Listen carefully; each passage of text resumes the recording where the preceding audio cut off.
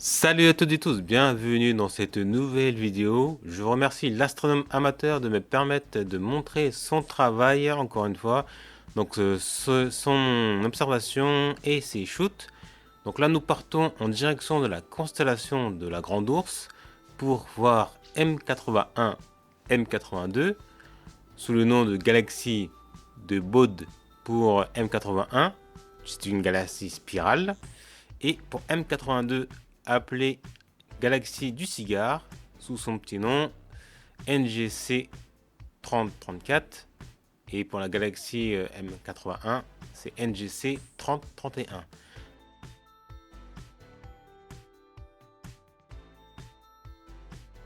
Et ça a été découvert par Johann L.R. Bode en 1774, ensuite par Pierre Méchain 1779, qui en a fait part à Charles Messier.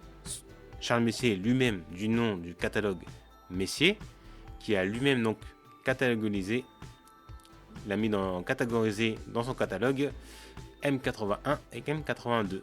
Donc c'est bien de lui le M pour chaque objet céleste dans son catalogue. Et il faut aussi savoir que l'histoire a retenu Herschel aussi, qui fait partie des astronomes qui les ont observés. Elles sont distantes de notre galaxie de 12 millions d'années-lumière, ce qui est énorme. Elles font partie du groupe de galaxies, ce qu'on appelle le G2, qui appartient, comme notre groupe local, au superamas de la Vierge.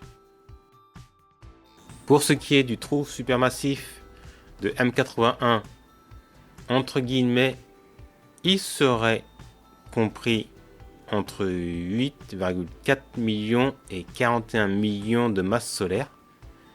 Toutes les deux ont été imagées par le télescope spatial Hubble, et toutes les deux ont une forte tendance à émettre beaucoup dans le rayonnement X, et en particulier pour l'une des deux, donc M81, qui dit une galaxie donc spirale,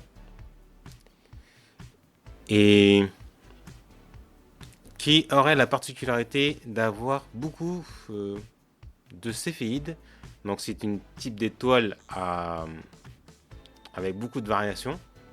Donc c'est des étoiles variables, mais avec le nom céphéide de la personne justement qui l'a découverte.